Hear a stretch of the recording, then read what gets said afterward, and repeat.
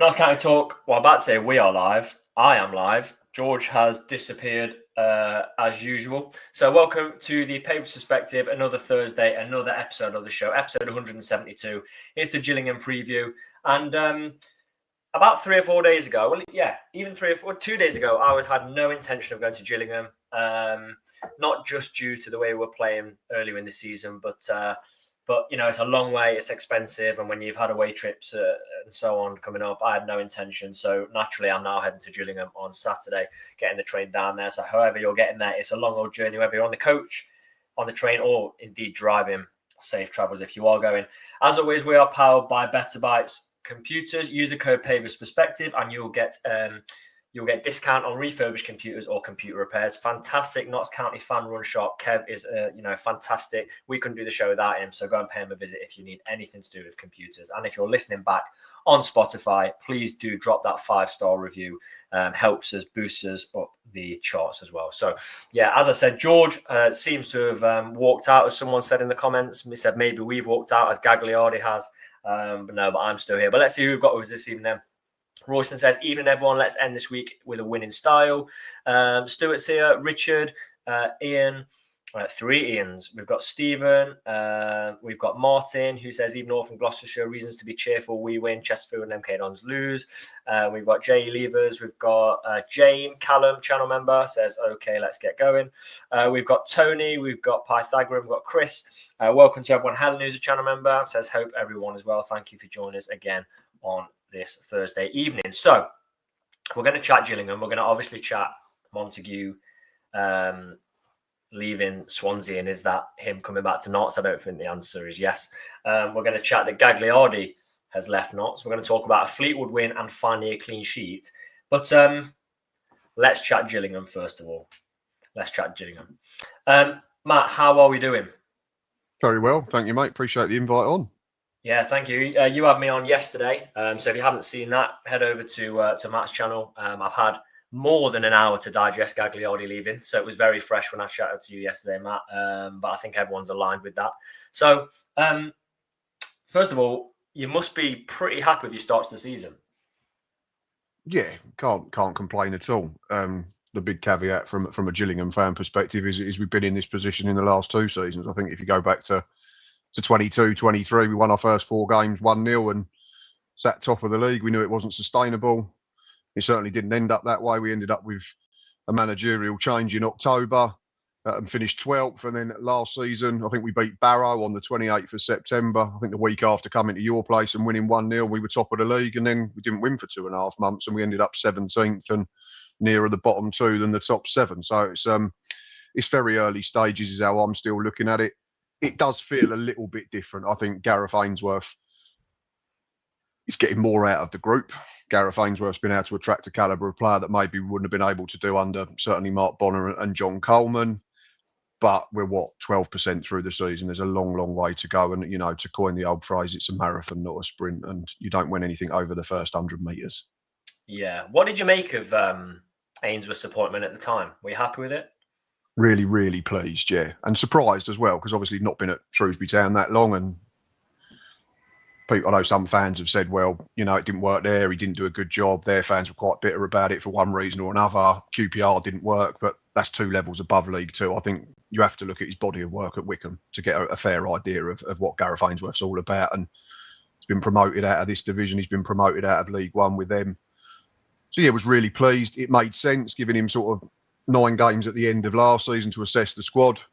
I think if you'd asked me the day he was appointed, if there'd been more or less players released and more churn of players, I'd have said certainly more than there actually was. But like I said, he seems to be getting more out of the group that existed from last season. And we've added some really good quality in decent areas to hopefully cure the goal scoring problems. Because I've spoken to you, I've spoken to Jules, I've spoken to other Notts County fans. It always felt like the last 2 seasons we were the polar opposite of Notts County. Like, we were very good defensively but couldn't buy a goal. You scored for fun but weren't tight enough at the other end, and that's why invariably you end up in the middle of the pack or lower if you have problems at either end. So we seem to be getting the balance right at the moment. I'd still like a few more goals from open play rather than having to rely on spot kicks and set plays, but we're going the right way.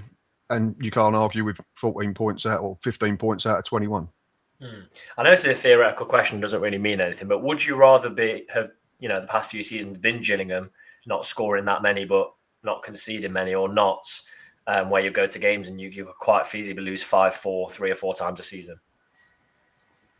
I think you probably get a different answer depending on what fan base you are. Obviously, we've been starved of exciting football for a long time, so I think we'd probably take the 5-4 defeat. Whereas if we asked Notts County fans, they'd probably say they go out and happily pay money to get a gritty 1-0 win, the type of 1-0 win that you got last Saturday against Fleetwood Town, dare I say. So,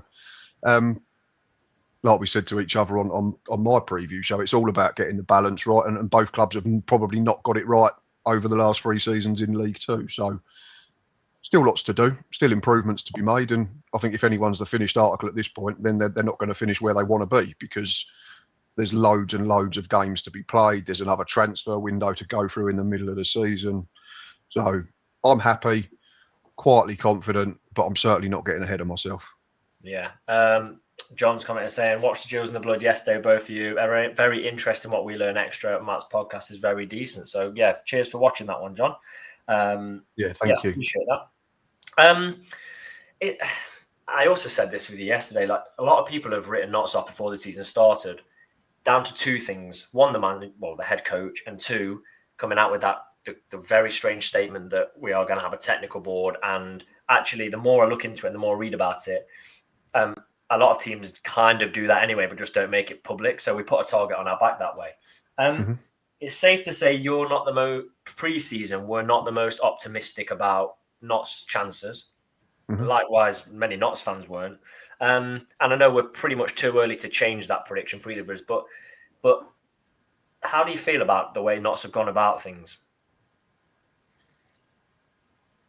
Yeah, I mean, I was quite vocal on it. You know, anyone who does like a show like you do or I do, we're putting our heads on the chopping block to a degree, and we take a little bit of stick, most of it the correct way, and some of it not so much. But yeah, there was a couple of Notts cans that were, essentially like dogs with bones and just wouldn't let it go. And you're trying to, it's an opinion at the end of the day. You know that there's no right opinion, there's no wrong opinion. It's just individuals' thoughts. But I said to you last night, like, I don't think a Luke Williams comes back to Notts County to work under them circumstances when you've made it public what's going to be happening. It sounded very much like the board level were going to be involved in post-match chats and that type of thing, which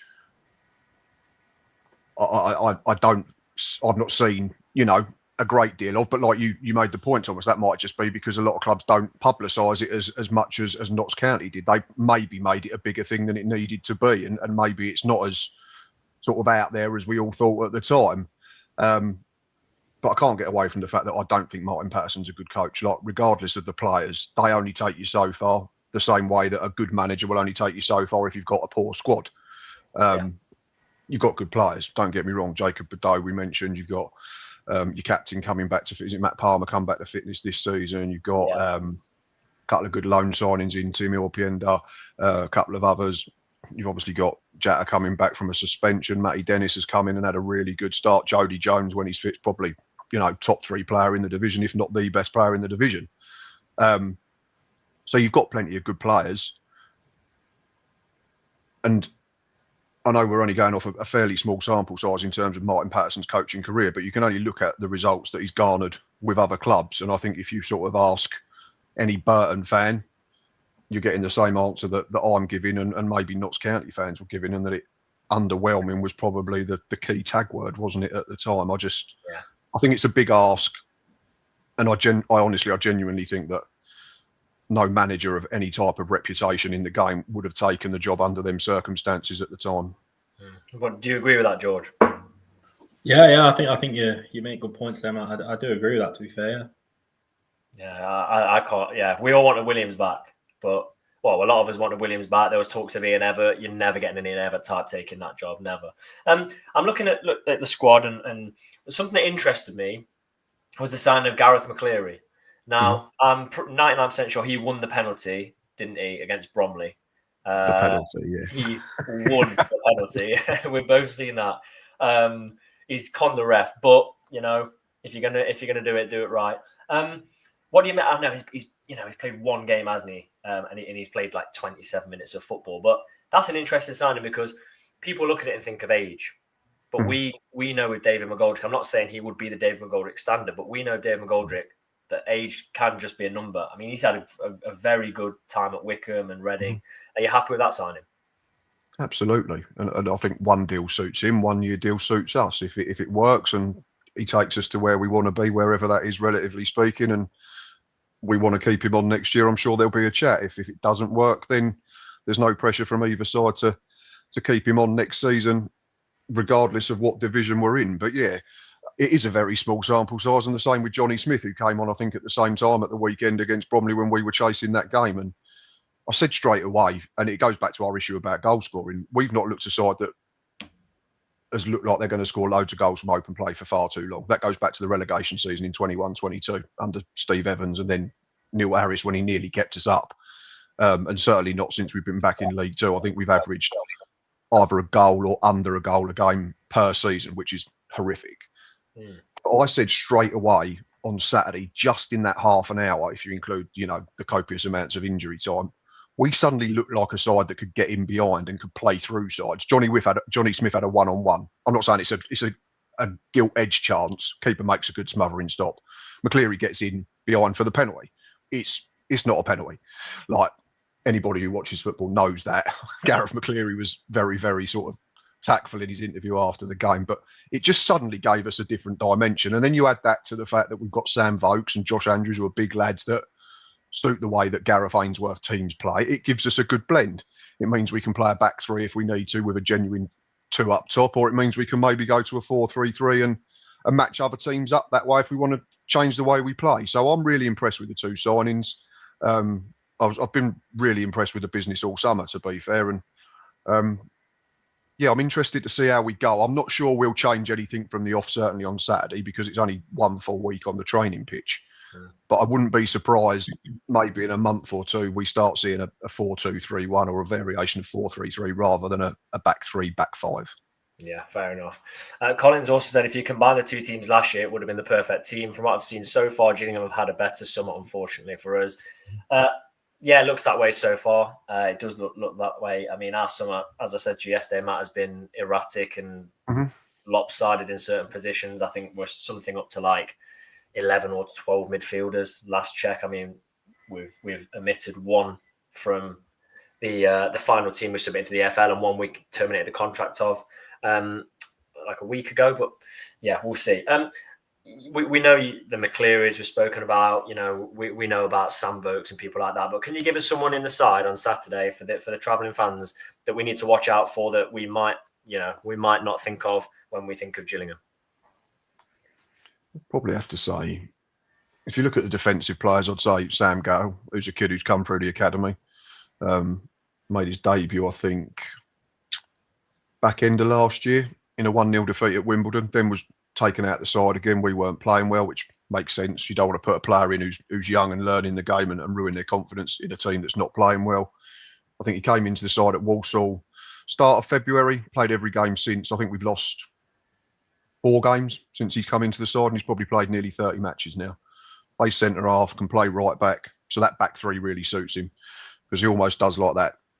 If anyone remembers Sheffield United when they first got in the Premier League and they played 3 centre halves, and it was them that overlapped the wing back and they tucked in their wing backs, he can almost do that role. He can play as an orthodox right back. I think he's deceptively quick. I'm sure I heard somewhere someone said that he's maybe the quickest player at the club. He's only 20 years of age. He'll make mistakes, similar to what you said about a couple of your known players on the preview show with myself yesterday. But he's been phenomenal since he came in. At that age, to play in that role, it is testament to his ability and his mentality as well, and his attitude. So yeah, he'd be one. Josh Andrews is probably the other one who, when we signed him, was broken. He's been broken for the best part of 18 months since then, but I think he's featured in every single game this season, aside from the Virtu Trophy game. We're starting to see a Josh Andrews that trusts his body, that is learning how to be a target man, and that helps having people like Sam Vokes in the squad. Bradley Dack, who's become a dressing room leader, even though he doesn't play all the time. So yeah, they'd probably be the two, Sam Gale and Josh Andrews.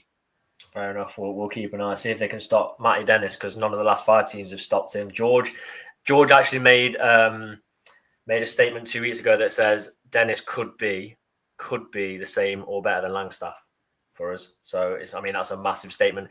This question's been coming in for our guests almost every week this season, Matt. So I'm going to just put it to you before I ask for your score prediction, even though I think I remember it from yesterday. But Adam says, favourite and worst away day?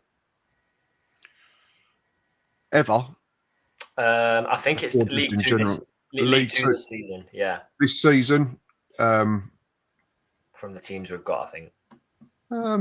Bromley was really good. I really enjoyed that. And that was Bromley played their part in that as well, because that's a ground that's only got 3 sides at the moment because they're redeveloping. But for a crowd of only 3,000, I don't know what it came through like on the Sky cameras, but in the ground it was a phenomenal noise for a League Two game, and I just thought it was a brilliant advert for League Two football. The fact that it's only an hour up the road as well, unlike about 5 or 6 hours, which most ones are for Chills. I'm going to say Bromley this season. We've not had a bad one, and that comes from the fact that we've not lost a football match yet. If I had to pick one of the 4, I'd say Tranmere, purely on the basis that their pies were absolutely abhorrent. I wouldn't have fed that to my dog. But yeah, in terms of the football, I can't really complain. 4 away days, we picked up 3 draws and a win. But yeah, if I had to pick, I'd say so far from this season, worst Tranmere just for the pie, and Bromley was just a great day out. It was local. The grub was decent. We scored more than once in a football match, and it kept the unbeaten run going. Fair enough. And do I remember right? You predicted last night a 2-1 Gillingham win. I did predict a 2-1 Gillingham win. Yeah, I think we said we was both on the same lines. You said 2-2, and I said, yeah, maybe Head says 2-2. I think it'd be a fairly open game. We'll have to try and be on the front foot because we're at home. But we know your threats. And regardless of your issues, like I said last night, in terms of the structure above the manager and the manager himself at the moment, or the head coach or whatever he's labelled, you've still got plenty of good players, certainly in forward areas, that can hurt teams. If Jody Jones isn't fit, then happy days. But like I said, again, as long as it's not long term and Jody's back fit and playing and well and healthy again soon enough. But yeah, any team that's missing Jody Jones is a worse team for me. So fingers crossed from that point of view that it keeps him out of the weekend and he's back in training on Monday. But yeah, I'm going to go 2-1 Gills. Cheers, man. I appreciate it. Appreciate you joining us. I assume there'll be some post-match videos from your end. Yeah, I'll be doing a review show that'll come out Sunday evening. Yeah, looking at back, change the format of this season so it's just me. It's shorter. I think more people tend to watch if it's a shorter video, sort of 20, 25 minutes, absolute maximum. But that'll involve clips from the game that I've managed to get from the Matchday Live as well. So yeah, that'll be out.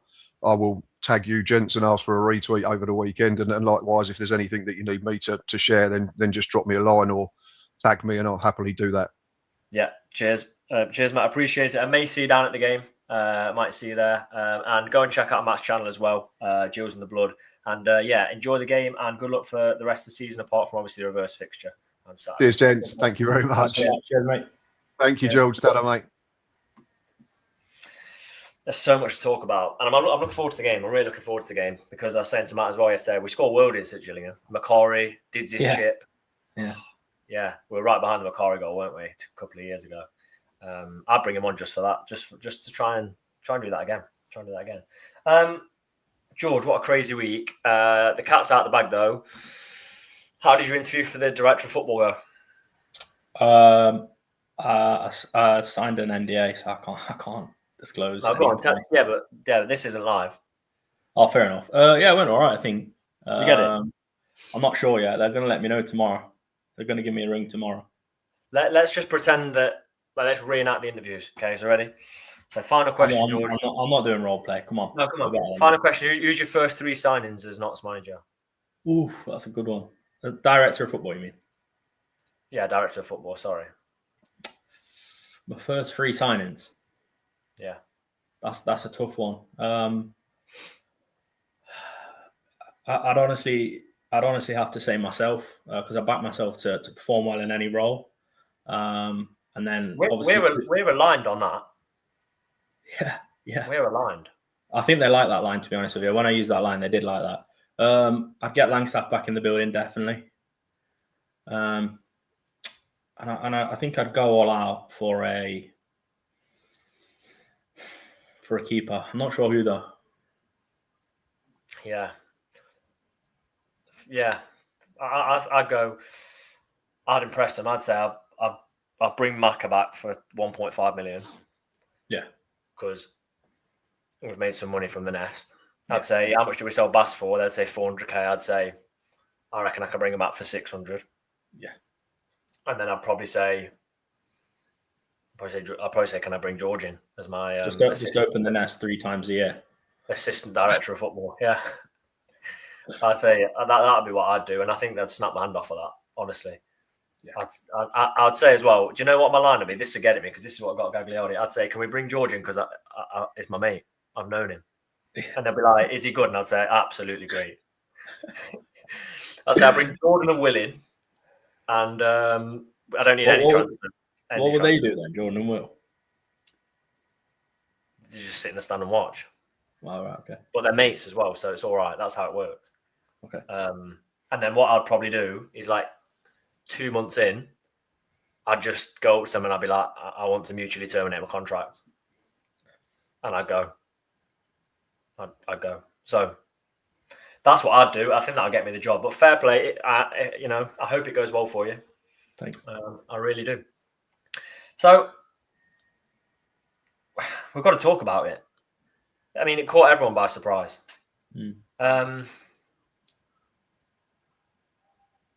Poor.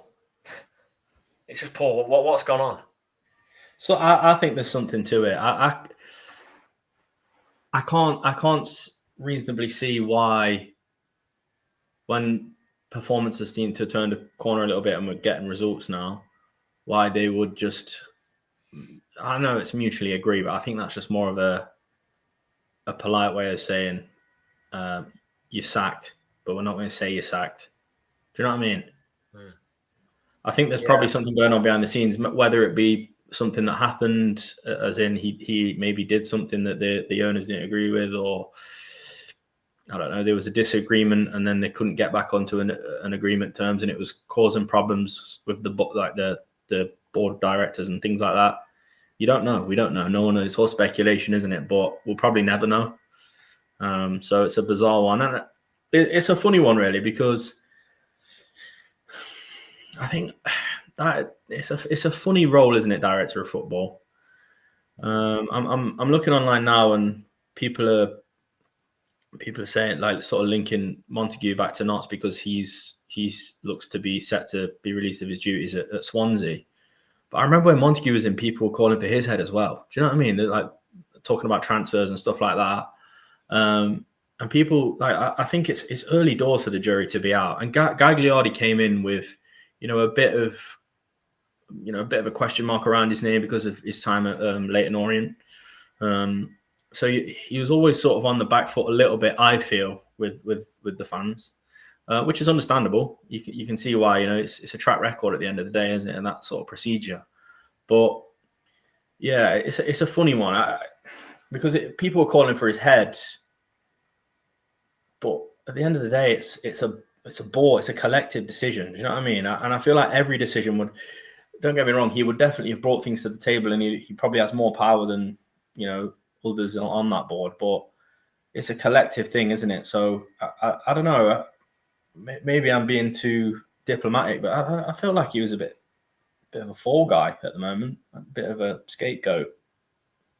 Really, I don't know. I think what in your opinion though? Yeah, if you don't think that and you think it's because I watched a video yesterday and I agreed with most of the things, and it's controversial. His appointment was controversial, I think. But what exactly has he done at Notts, do you think, to warrant people calling for his head when they were sort of after 5-6 league games? So I'll answer your question, but I think the first thing is like you just said, we don't know. There's no they're not giving him a transfer budget and said we'll see you at the end of August. Go and do what you want. So everything has to be signed off. Surely everything has to be signed off. So your point there is completely valid. And I think definitely mistakes were made in the transfer window, 100%. I think there's something wrong if we're not spending any money. I think of the transfer budget. I think there's something wrong there. And where's that money going then? So is it going on agent fees? I don't know. But if it is going on agent fees, that must be some astronomical agent fees. You've got to think then he oversaw the restructure of the club and bringing in certain people. Andy Edwards, is it the assistant? I think that's a good appointment. I think that on the face of it looks great. Worked a lot with youth players, so could that's something we haven't done much of. We haven't developed our own youth players, and also it can only help bringing in people like Tyrese Hall, Jaden Luca, Al Joffrey. It can only support that, so that's good. Sam Stoker coming back, knows the club. I mean, if you're going to be part of a 3-man team, okay, get someone in that knows the club, has a good rapport with the players and the fans, and can be a goalkeeper coach. Fine, I think that's okay. But that took a month. That all took a month. And bringing Patterson in, whether Patterson ends up being the right or the wrong person, which we all hope he turns out to be the right person. We're on a 4-game unbeaten run. His interview was pretty good after Fleetwood, I thought. It was a good interview, very, very honest. And I liked it. But that was I think the whole thing was a shambles. I really think it was really poor. I mean, people were saying give the club a break. They're getting things sorted, but it was over a month without a manager. And I think, yeah. And when the announcement was made, I think it was pretty hastily made because it was leaked by that Peter O'Rourke guy from Sky about an hour before. And then they were like, okay, I've got to put it out. He then oversaw David McGoldrick, a man that said, I want to retire here or end my career here. He oversaw him move back up to League One over wages. We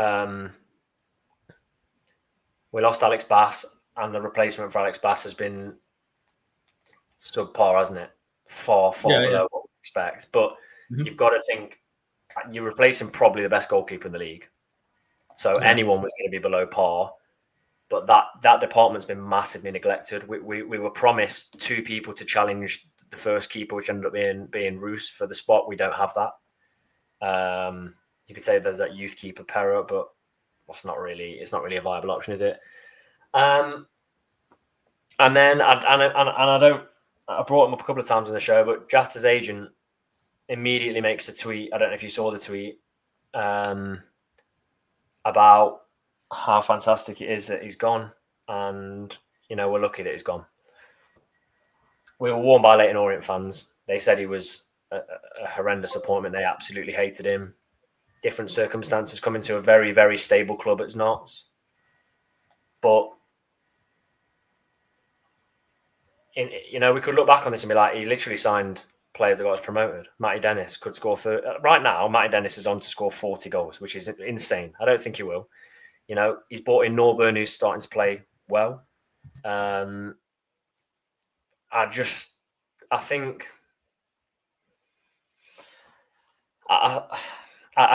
he did make some mistakes. He definitely did make some mistakes. Get some of your comments in. Get some thoughts in. Adam says, agree, George. What has he done wrong?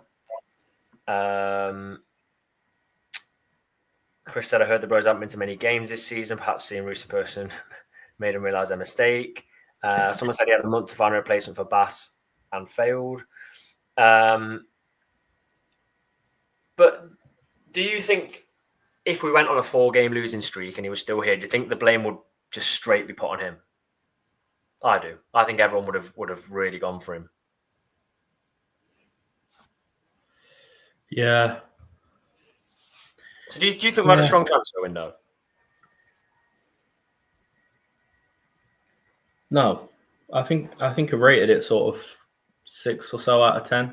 There's a lot of unknowns, isn't there? So it could come into fruition and be a 9 out of 10. It could not and be a 3 or 4 out of 10. You know what I mean? We sort of did that video about it, but I don't know. Were we calling for the director of football's head when Maynard didn't do well? Do you know what I mean? I don't know. Yeah, but he was getting players in that were he was actually spending money on players like Jarvis and Traore, and at the time, Traore has not been a hit, but I don't know. I just think it's weird so early on into a season to be calling for a director of football. I think the issue is track record. That doesn't paint the best picture, does it? But I think you got to look at this. There's success and there's not success. But it was like that under Montague as well. And I'm talking about like individual players. Like look at what Dennis could could become. Look at what Eo Penda is doing for Notts at the moment. So they're good. They're good players that have been brought in. And I agree with you about the goalkeeping department. It is definitely weaker than last season. But again, Bass was, a very, very good player, very talented goalkeeper, probably one of the best in the league, like you say. So I don't know. I just think he was a bit of a scapegoat, to be honest. Yeah, well, we'll see. We'll see. I mean, he's also you've got to say he's been part of bringing Tyrese Hall in, who's not set the world light so far, but Spurs fans rate him incredibly highly. And he could, end up being fantastic. He brought Keenan Bennett in, and people were saying, don't let Keenan Bennett leave Meadow Lane after the Cardiff game because he was signed for someone else. We've got him in. But there have been some massive, massive errors, in my opinion, as well. I think track record, George, I agree with that. I think track record's gone against him. And I think the fact that this has been a very, very nervy pre-season, I think they've thought, well, if this squad can get to January and be anywhere near it, we can't give this guy another transfer window. I think that's what they probably think. And track record goes a long way in football. You look at goalkeepers that are branded as like poor goalkeepers. Roos, for example, we heard a lot of things before he'd even kicked a ball at Notts. Do you know what I mean? Reputation comes with players. So, yeah, it's interesting. I think if this squad can get to January, we get someone in and they just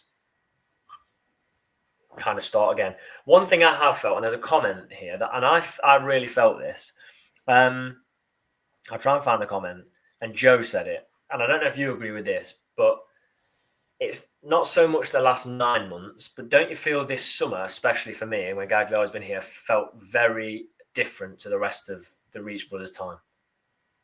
Yeah, I do, yeah. And I don't know if that's linked to Gagliardi. Maybe that's a good point.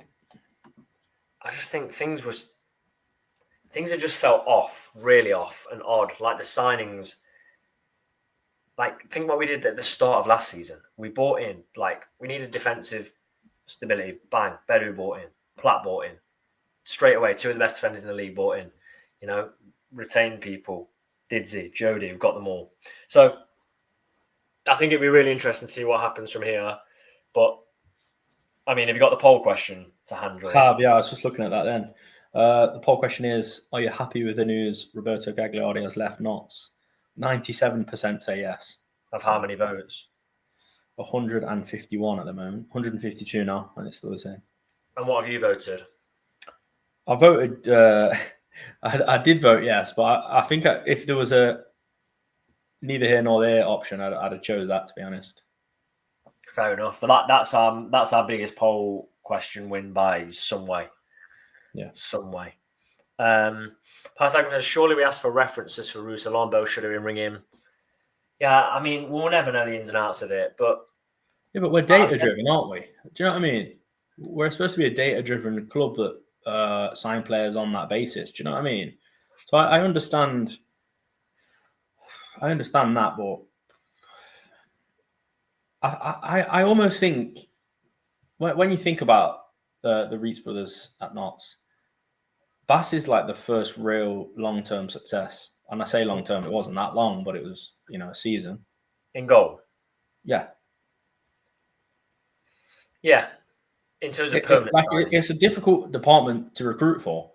And when we recruited, I think it's probably the most difficult. When we did recruit a player in Bass that was, exactly what we wanted, good shot stopper, good with his feet. He's been snapped up and he's gone further up the league. So I think that just shows you that, it's like rocking horse permanent. Keep it like that. Oh, what a lovely, lovely saying. Ray says things have been weird at the club since our business with Saunders. Yeah, things have been really strange. There's been a few strange things there, like not giving Maynard any backing at all in terms of backroom staff, leaving him with João Alves. And fair play to Maynard. He's gone to York and he's got a 4-0 win and a win in his first game as well. So I like that. I don't mind Maynard, As much as I didn't enjoy his football towards the end, I think it was the right decision to let him go at the time. I think he always carried himself really well. So fair play to him.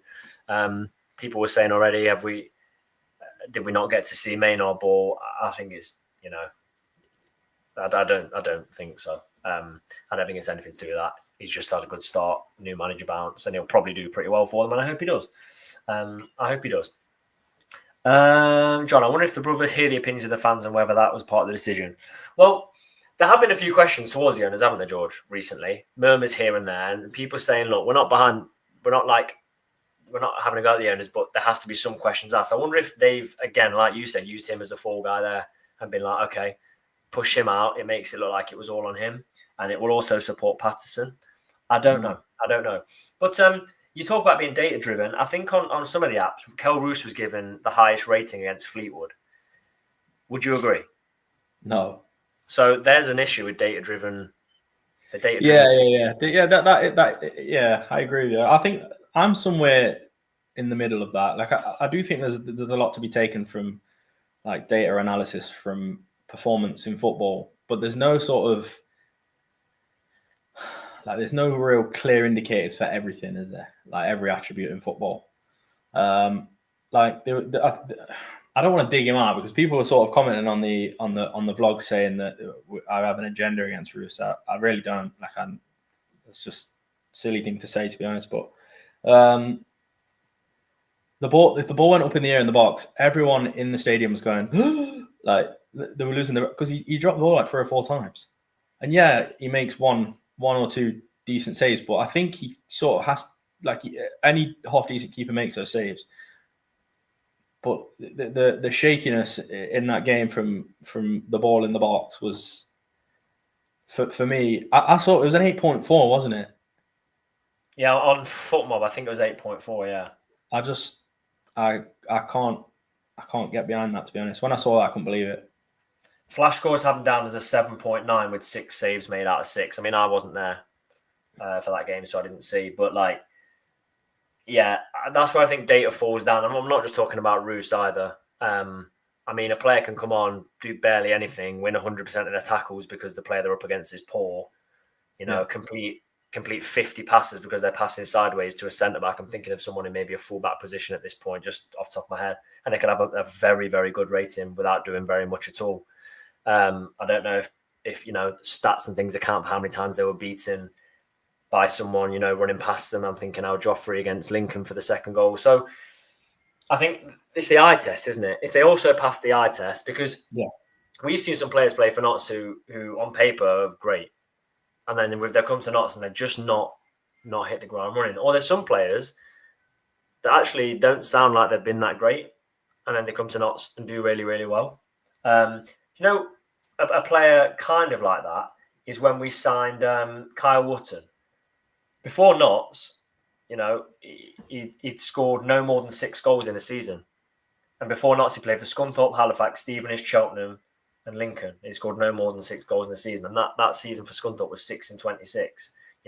When we signed him, I was like, okay, we're bringing in someone that's not going to score goals. Then he went and scored 13, 17, 19. And now he's scoring goals for fun in League One. So, yeah. Steve says, should have bought in Belshaw. I think that's ideal, isn't it? Because he's a Notts fan, but he seems to be tied to Harrogate very, very closely. Very closely. Before we go on to do our team, George, what did you make of that performance against Fleetwood? Is it something we haven't seen from Notts in the last 2 years in terms of I think the cliche goes, I think we've said it a few times already this season, we'd probably have lost that game last season. But we approached the game a bit differently. We were doing basic things wrong, to be honest with you. We were getting a few things wrong, especially in the midfield, if I say. But we just struggled to get a real hold on the game. Especially the first half was really poor. I think someone around me, might have even been me, said it was a snooze fest at halftime. But then we come out the second half. It was 10 minutes. We had a really good spell. And Patterson said it in his post-match. Felt like we probably should have put the game to bed in that 10, 15-minute spell where we were just sort of relentlessly at Fleetwood. So, yeah, I think it was an okay performance on the balance. Probably a draw would have been more of a fair result, I think, for Fleetwood. They had a few chances. But they're the wins that sort of define your season, because it's all like playing well and winning. That's sort of what we're aiming for. But if you're not playing so well and still winning, that's you're one of them teams that are going to be up there at the end of the season. So Yeah, I was impressed. Harry says, how have the hand dries been this season, George? Enjoyable. Yeah, they've dried my hands. They've been good. Yeah, will they be good for winter, do you think? I hope Solid. so. Yeah, I hope so. Got hot water in the Pavis? Scalding It's hot. too hot. It's too hot. You could make a brew. You could make a brew. You could make a brew out of that. Jordan was, wasn't he? The other week. He was boiling potatoes in the sink 10 minutes. Yeah, I remember that well. Mashed them half time, didn't he, as well? Yeah. As if you see him at a game, just he might have. I think he was making a cup of tea in the sink at one point. So just ask him. I'm sure he'd be happy to let you have some. So there we go. It makes me laugh. There's little stickers that say "caution hot water," and you think, it'd be all right. And then you soon realize it's not okay. You literally press that tap down, and it is literally scalding water. What boiler are you using at Notts? I need one. We've always got an agenda against something in those Notts County toilets. I'm not having it. Yeah. Did you see Tyler Miller revealed Notts made him an offer? No, I didn't, but don't be surprised. Don't be surprised. Andy describes the game as gritty, not pretty. I'll take some wins like that. Fleetwood, Bromley, those kind of teams you need to get results out against. We go to Gillingham on Saturday, which will be really tough, but I don't mind playing teams that haven't lost yet, so fair play to that. Gillingham are top on 15 points. You know, when you put it this way, I know it's very early, we're 7 games into the season, George, we're 4 points off top. I did fear that, 3 weeks ago we'd be falling way behind even the playoffs, and we're not. So that's a good start. It's good to get a clean sheet. We've got Crawley at home coming up, and then we go to Crewe, which is not a very enjoyable trip. Callum says, need a toilet rating in the next home vlog. Questionable. Not sure it's questionable. If you want to do one, Callum, send it over to us. Can you imagine someone watching the vlog that's never watched it before, cuts to half time and you're in the toilet just doing a toilet rating, and everyone's just looking at you like, why are you doing that in here? I think it'd go down well. Fair enough. It'd go down well. You get to see you in the background, just completely oblivious that I'm filming, scalding your hands in the hot water. Do you know what would actually be? You know what would actually be? I think a really niche, interesting thing to do. Get a thermometer, right? Put it under that tap. No, stay with me on this. This would be a good one. Get a thermometer, put it under that tap, and then rank that against away games that we do, hot water that they have in the away end. Because I bet you it's up there, the Notts one. No one will be hottest water in the league. You'll never see that. Someone take a thermometer to Gillingham and we'll put it on the vlog. Anyone that goes to Gillingham, let me know in the chat now. If you go to Gillingham and you have to hand a thermometer that you can take to the away game, we'll put it on the vlog. Guaranteed. 100% we'll put it on the vlog. And we'll do it. DM us if you've got a thermometer to hand. Steve says, my wife Julie says taps don't work in the women's toilet. That is disgraceful. Think of the hygiene. That's not on. That's not on. See, if that was in the men's toilet, I wouldn't be happy about that. Andy says not hot in the cop. What isn't? The weather, or I think he's on about the water. The weather. It's boiling. The weather's lovely in the Pavis, but it's snowing in the cop. Could you imagine if everyone's commenting like the water in the Pavis isn't hot, and me and you are just absolutely like off tripping, like lost his head. They're saying it's scalding. Harry says, "What have I started?" To be fair, we've been talking about this for 5 minutes. Harry, sorry about this. Right, we're a serious League Two podcast here. We've got 180 people watching us talking about the heat of the. Well, but hang on. Right, I'm back. Right, here's our lineup then. DM here, sorry. I'll bring 3 thermometers. Cheers, Jordan. No, that's very scientific. Remember in science, you always have to do 3 tests to make sure that there was no anomalies. Come on. We need to go after it. Yeah, fair test. You're right. I respect that. Yeah, have to hit the right temperature to keep Legionella at bay, says Richard. What about the cold water in the rest of the stadium? You're keeping my hands at bay at that temperature. Every single game come over 3rd-degree burns. Almost as much as chip shot beans. I know we talked about that for a while, but I'm enjoying this conversation. Right, our lineup for the game. We've taken into account a few things. So here's our lineup for the game. Is it available to see, George? Available to see. Roos in goal. I'm not going to go too much into this. Is the only option we've got. Pretty much. Griffiths can't start the game in goal. There's no other option, is there, really, at this back three yet? I don't think. No. Are you going to change anything in that back three? No. No, this, by the way, isn't the bench we're going with. It's just how this program works. Did we find out why Barry Cotter didn't play or was in the team against Fleetwood? No. I don't believe we did, but I did see him walking away from the ground on his own, actually, about 25 minutes after the final whistle. Did you ask him where he was? Where he'd been? He was at the game. Yeah, I know, but did you ask him why he didn't start? Yeah, manager didn't pick him. Sam. Nice one. Managing his minutes, scalded his hands in the toilet. Nick Cerula on the left, obviously. I don't think you can displace him or Gordon right now. Palmer Norburn. He wasn't at his best, though, on Saturday, Cerula. Nick Cerula. Genuinely not just saying this. Someone did comment or did a 3-word review or something about him being the man of the match. Really?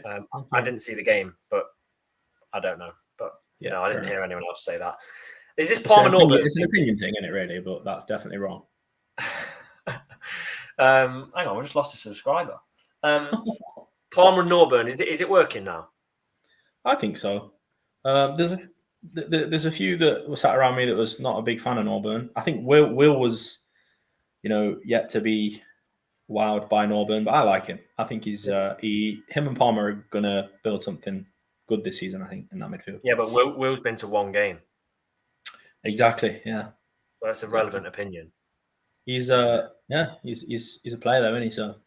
Yeah, and if you're watching this, Will, message us and we'll sort this out now. Yeah, and Will, have you got any thermometers? Yes, exactly. Jordan said he's got 3, but now he's just messaging me saying they're actually spoons. So they're not a thermometer.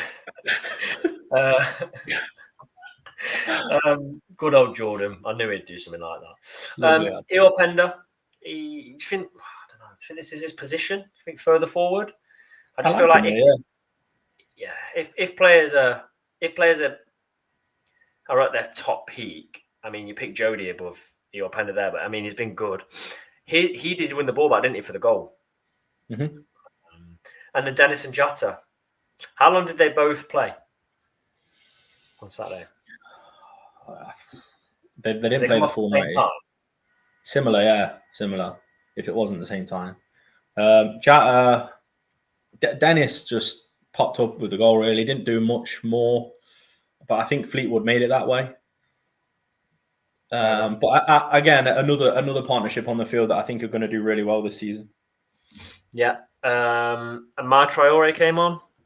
But yeah, I was impressed with him. If you watch the vlog, me and Jordan were sort of talking about difficult game to come into especially when you've not been playing many competitive games as well. We see him come on in the EFL Cup, but it's not as competitive as sort of the league. So I was impressed with him. I thought he did everything he needed to do, and he looked very assured to say he's not got that sort of match sharpness that you'd expect players to have. Fair play. And there is our lineup for the game.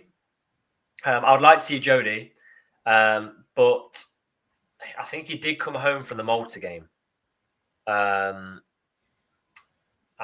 think he didn't play at all, did he? Ness for Sonny, Al Joffrey, yeah, I wouldn't mind that. Now it just says 3 thermometers, 1 to the tap, the second on your armpit, and the third. Can't read that. We'll get banned. We'll just say third in the toilet. Cotter got injured at Tranmere, I think. Is that why he came for half time? Richard says cold's okay as long as the water's below 21 degrees C. There we go. I don't think Jody will start. I don't know if Jody will leave me on the bench. We'll see. That gives an option. That gives an opportunity for Traore. I think it also gives an opportunity for Bennett's. We could see him and Jarvis as well, which would be not Jarvis actually, because Jarvis is injured, isn't he? I was about to say, did Jarvis play against Fleetwood, but he definitely didn't. We still haven't heard anything about his injury situation, have we? Or Jaden Luke? I know Jaden Luke has gone back to Luton. Yeah. So what are you going to say about Jarvis? We don't talk about individual injuries. And we are, me and you, aligned on that. So No, I meant more. Patterson says it. no, I know, but we don't talk about individuals on here either. Okay. We talk about it as a collective. It's been a good week in Yeah. training. Good week in training. Non-negotiables. Yeah, the non-negotiables are there. Could you imagine how many people would prove wrong if we got promoted? Yeah. A lot. Yeah. A lot of people. My preseason predictions are going really, really well. Do you think it'd be like, how would that marry up to when Crawley got promoted to League One? Nothing will be worse than that. As in their prediction, my prediction will be worse than that. That was horrendous. But almost every content creator predicted them to go finish bang bottom. Yeah, I did as well. But that's what I mean. I think a lot of content creators and fans from other clubs are sort of written us off. So it would be mad if we did get promoted. Yeah, do you think before we do a final score prediction, do you think more people are writing us off because of the manager or because of the technical board announcement? Both, but I think it's probably more the manager. Yeah.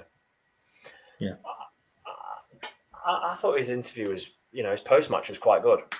I thought it was all right. But I go through waves with Patterson because there's waves where I think, why have you said that?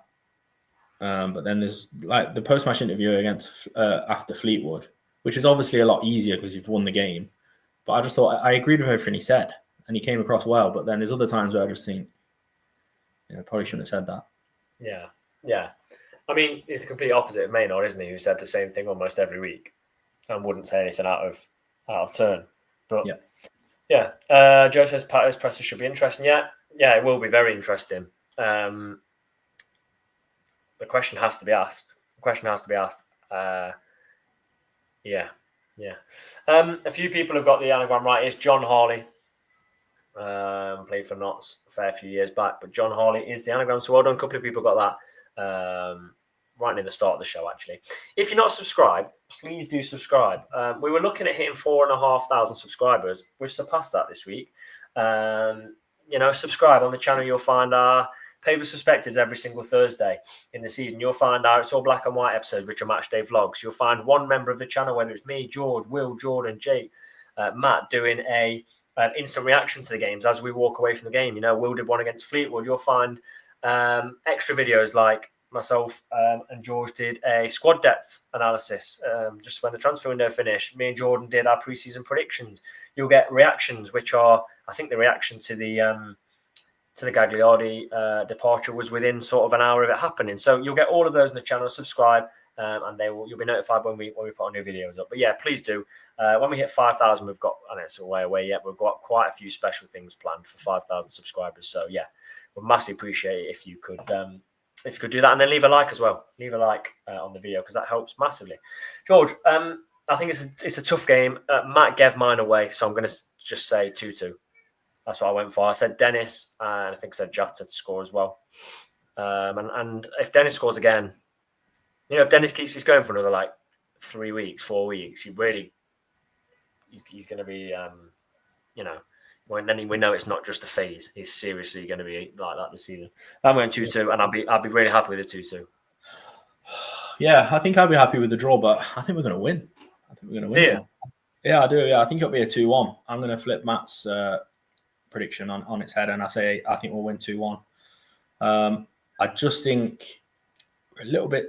I think we're just too gritty at the moment. It'll be interesting to see how Patterson. You sort of line up the managers, don't you? Head coaches or whatever you want to call them.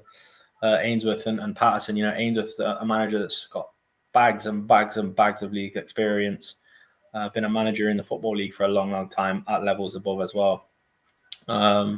So it'll be interesting to see how that sort of goes, because last season we were sort of talking about Maynard struggling against managers that have that experience over him. So it's a good marker, I think. But you can't write them obviously you can't write someone off if they lose to Gillingham, because Gillingham are doing well. I think are they unbeaten in 18 league games or something? So he's managed them for 18 games. Yeah. They've won 8 and drawn 10. I love that. I love that stat to be going there. Like yeah. I don't know how many goals they've conceded in those games, but but it genuinely isn't many at all. Like I'm looking, this could 2 to Bromley, clean sheet against Oldham, clean sheet against Crewe, 1 to Chesterfield, 1 to Tranmere, none to Walsall, 1 to Accrington. And then you go back to last season, none against Port Vale, 1 against Swindon, none against Wimbledon, 1 against Cheltenham, none against MK. Like, it's a really, really good record. But 18 unbeaten, it has to end soon. It has to end soon. It does. I'm going to stick my 2-2, though, I think. I'm going to stick my 2-2. Who takes the lead in the game for your prediction? Gillingham. It's always better if they take the lead, isn't it? And then we get false sense of security. And then Dennis will get a hat-trick. Exactly. 2-1 Dennis and Jatta, says Richard. Joe says, I'll take 1-1 Dennis. We've got 3-2 Dennis, Jatta and Nick Cerula. Nick Cerula scores them on the pitch. 1-1. We've got 1-0 Dennis. We've got 2-1 Notts win. Adam says, really nice not feeling scared of other teams with grit in the show as we are showing this season. Yeah, we'll get stuck. We'll get stuck in with that. We've got 2-0 Notts from Martin. Steve says that he's going to lose 3-2 to Notts in that comment. Fair play. If you can score 2 past Notts, unreal. We've got a 4-1. 4-1 to Notts, make a real statement. We've got a 2-1. But no, Steve, let us know who scores in that again. Who scores for Notts? Ains did an incredible job with Wickham, so it's not surprising that he's doing it well now. 7-0 all Dennis. Imagine if it's 7-0 all Dennis. Everyone would be moaning that it's going to be sold in January and they won't even be celebrating the goal. But yeah, fair play. Some good predictions in there. It's been a real laugh on the show again. Like someone said last week, it's always good to have a laugh because in football things don't always go right. So yeah, thank you for your comments. Sorry we talked about the temperature of the taps in the Pavis for about 25 minutes, but these are important issues about our club. Everything's as important as what's on the pitch as well. So if you are going to Gillingham, I mentioned it right at the start of the show when George actually nipped off for his director of football interview. Safe travels if you go in, whether that's on the coach, the train, or driving. That is an awful long way, so fair play to you. I'll be there. Say hello if you see me, and we'll have a chat about the game, see what we think. There'll be a couple of videos straight after full time. There'll be the instant match reaction, and there'll be a match day vlog. Please do subscribe to the channel, and yeah, enjoy the rest of your week, and let's hope for a win on Saturday.